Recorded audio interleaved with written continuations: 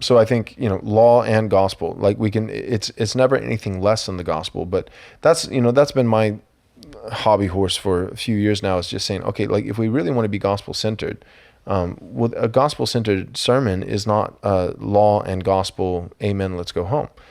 Like quite That's literally, right. for it to be gospel centered, it's law, gospel, law. Like the gospel is That's in the right. center, right? And That's right. like, so the gospel is flanked on not just the front end, but the front and the back on both sides, right? It's like an Oreo cookie. You got, you got two little chocolate law pieces, and then you got that white creamy gospel in the center.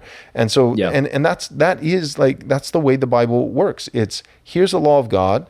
In its first use, it's like, oh my goodness, that's God's a thrice holy God. That's His perfect standard, and I have not lived up to that. Oh my goodness, woe am I? Like I am a sinful man. Depart from me.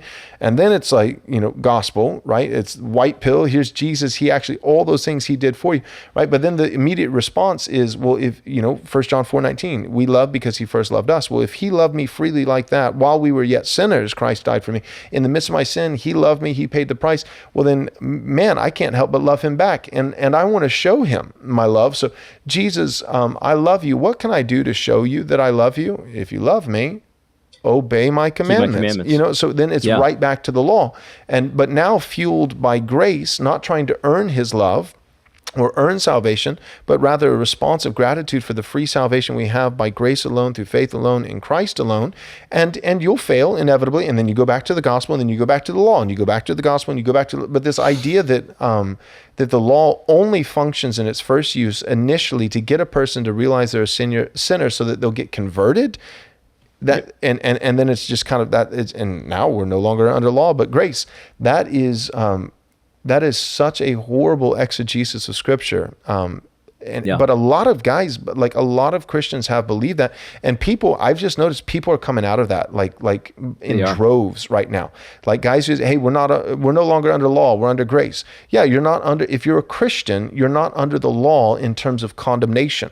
That does not mean that the law is no longer God's universal standard for morality and the light unto our of our path, and the lamp unto our feet, the direction that we should orient our lives towards. That's not what Paul meant in Galatians when he says we're no longer under law but under grace. He said we're no longer under law as our final judgment, as our condemnation. We very much are still led by the law as a guide, as a compass. So anybody who's preaching you're no longer under law but under grace, we're antinomian, there's no place for the law here except for just to convince people who aren't saved yet that they need Jesus. I really think like those churches are going to go the way of the dodo bird, and already are. People are leaving those churches. I think so. And honestly, I do think, I think you kind of mentioned this a little bit earlier, but a lot of the woke stuff is an attempt to sort of fill that void of the law on the back end of the gospel kind of thing, because that's appropriate. That's totally appropriate. But they didn't want to fill it with God's law. They wanted to fill it with something else. And so that's why a lot of these churches went woke. I mean, if you notice, a lot of the people that are like the wokest people out there, they're like these gospel-centered people that before would never ever preach about the law, and they thought that was not right. In fact, I had a guy tell me to my face, this is like a low-level gospel coalition goon, told me directly and said, "You're never satisfied. You're never satisfied, AD. First you told me that I never brought up the law. Now I'm bringing up the law, and you're against it." And I'm like, what are you talking about? Because what he was doing was he was misquoting the law. He was he was saying things that you know what the woke people do. Let justice roll down like waters. And that means social programs. Forgive and student stuff, debt. Yeah, right. You know what I'm talking about. So I think a lot of the woke stuff was almost like a self-conscious move, saying we can't just do this thing where there's no discipleship. There's no like, now what do I do? I'm saved. What do I do now? Like, they couldn't just stay there and say we're gospel centered. Nobody was buying that anymore. So they had to do something. And so churches decided. And I think a lot of churches made this decision. It's either you go woke or you've rediscovered the law. And a lot of these guys are like Christian nationalists now. You're right. That used to be an 829. You know some of these guys. You know what I mean? Yep. We talk to them regularly, you and I. Yeah, no, that's exactly what happened. It's like it's the same as the new Calvinist movement, like the young, reformed, and restless. Like you can basically, everybody who was young, reformed, and restless, and I was a little bit too young to be a part of, but I was on the back end of that. I was Acts 29 for a little bit. All the young, reformed, and restless guys pretty much split right down the middle, 50-50. 50 of them apostatized, and 50%, and then 50% of them went confessionally reformed and are either like 1689 or Westminster, and more liturgical and regulative principle of worship, and that kind of thing, and most of them cessationists and kind of dropped the Wayne Grudem, John Piper kind of continuationist Calvinist, new Calvinism thing. Same thing with gospel centered. So this is a little bit more than just the young, reformed, and restless Acts 29 Driscoll Chandler group. This is like had some older guys like Keller. This is your Gospel Coalition, 9 Marks, the gospel centered movement. Same thing. They pretty much all over the last few years instinctively realized the gospel is supposed to be accompanied with God's law. It's law and gospel, law and gospel, law and gospel. And half of them embraced law, but it was man's law, which was antithetical to the law of God. Social justice it's not that we don't like justice. We don't like social justice because it's unjust. It's not biblical justice. The other half, though, at first, I don't think they responded well. Like good guys right. that you and I like, and you and I probably were part of this a little bit. Our first kind of line of attack to the wokeness of embracing this law, our first line of attack, because we were so steeped in the gospel-centered, myopticism, our first line of attack was, this is the Galatian heresy. This is legalism. You're adding works to the gospel. That should have never been our line of attack. We should not have said this is bad because it's a twisting of the gospel. It's adding works to the gospel of free grace. It's legalism. It's no, that shouldn't have been I think we shot ourselves in the foot, and we're recovering now. But I think we could have beat the woke thing probably 2 years faster. I think we could have been done with this 2 years ago, and now we're coming out of it. But we're coming out of it because we're finally employing the right biblical attack. Instead of saying you're conflating the gospel and adding works to the gospel, because some guys were doing that, saying like if you don't believe in reparations and you don't believe the gospel. Okay, well that's a Galatian heresy. That's adding works to the gospel. No question. But a lot of the woke guys weren't. The worst of them were doing that, but a lot of them weren't doing that. They were careful enough to not conflate works with gospel. And so then we kept insisting, well, you are inflating works with gospel. You are being a legalist, when they actually weren't. The line of attack we should have used is we should have said the works that you're adding, you're not conflating with the gospel. You have a distinction between gospel and works. The problem is that the works, although distinct from the gospel, are the works of the devil. They're demonic works. They're evil works. They're not good works. You know what I mean? That should have been been our answer. And you're dead on. It took us in my assessment, 2 extra years to, like, John Harris is on that train now. Like he's 100%. Like, no, this is. He wasn't always there, though. But he wasn't always there. He wasn't always there. And so and we could say that about John. He'll watch this and he'll laugh because he's a good friend. Yeah. But like it took me a little. I wasn't quite as much as John, but anyways, it took us a little bit to realize. Oh, wait a second. The biggest problem with this is not a perversion of the gospel. A perversion of the gospel is a huge problem, but a lot of guys weren't. A lot of them were doing that. You're right. And in fairness to John, a lot of these guys, the worst of them, were definitely doing that. Yes, 100%. The worst guys were doing that. That's true. Yeah.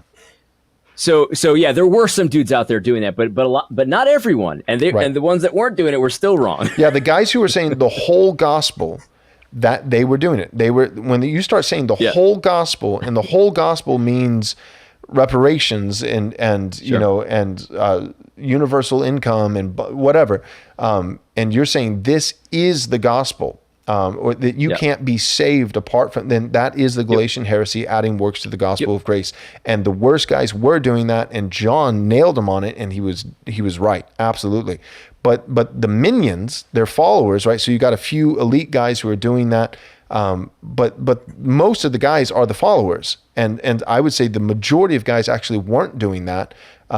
they actually had a clear distinction between law and gospel. The problem is that their law wasn't God's law, and it took us a while, I think, to figure that out. So anyways, all that being said, I think moving forward, you're absolutely right, though, that like God used in his mercy, he used COVID, he used BLM, he used the whole woke thing from 2017, 18, 19, and then really, climaxing in 2020. I think he used that for, we couldn't beat the wokeness by just saying Galatian heresy, because that didn't apply to everybody. So then what we had to do to beat it is we actually had to go back to the law of God. And the beauty is that now, coming off of this, you've got a lot more churches like mine, that preach law and gospel. So that's good. Absolutely. No, I think, and what's interesting about the two things we brought up so far, you can see sort of like there's going to be a dichotomy. There's going to be churches that are solid that survive, and there's going to be some evil churches that survive that are doing these things, just the bizarro, like Antichrist version of it. Right. Bizarro Superman. And they're going to be the regime churches. They're going to be the churches for, essentially, the people that are on Capitol Hill kind of thing, that kind of thing.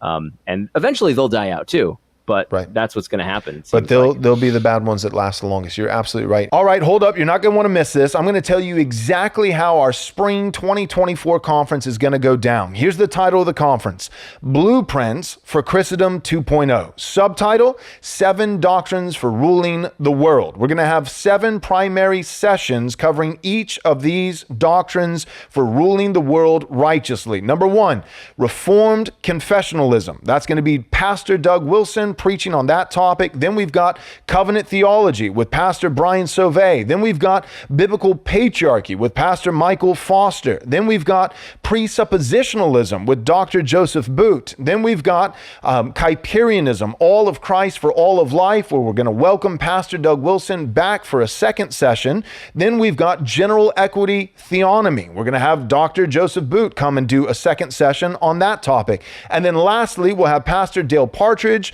on post-millennial eschatology. In addition to these 7 sessions, we're also going to have not 1, but 2 live podcasts. On the first day of the conference, that's Friday, March 1st, we're going to have a live Theology Applied podcast. I'll be on the stage hosting the discussion with Douglas Wilson, Michael Foster, and Eric Kahn from It's Good to Be a Man. The topic is going to be all about biblical patriarchy. We're going to specifically be parsing out, distinguishing the biblical doctrinal differences between patriarchy and complementarianism. Again, that's Friday, March 1st, the first day of the conference, a live Theology Applied podcast on biblical patriarchy. Then we're going to have the next day, that's Saturday, March 2nd, a live Haunted Cosmos podcast. I'll be hosting this discussion with Brian Sauvé and Ben Garrett. We're going to be talking about the Nephilim. We're going to be talking about the Watchers. We're going to be talking about what creatures currently are living underneath the surface of the earth and chasms of the deep. It's going to be wacky. It's going to be weird, but it will also be thoroughly biblical and incredibly unhinged. So you're not going to want to miss these 2 live podcasts: Theology Applied on Friday, March 1st, the first day of the conference,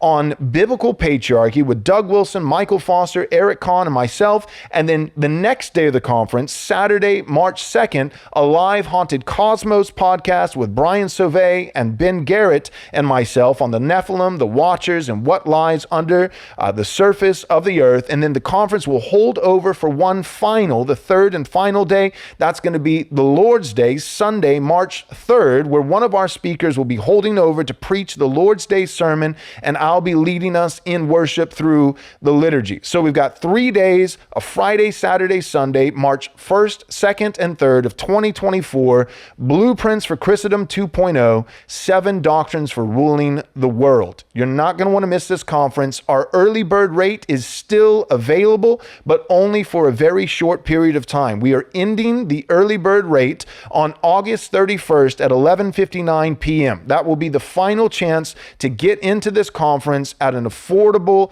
cheap rate. All right, so go and take advantage of the early bird rate right now by going to rightresponseconference.com. Again, that's rightresponseconference.com to register for Blueprints for Christendom 2.0, March 1st, 2nd, and 3rd, 2024. Register today.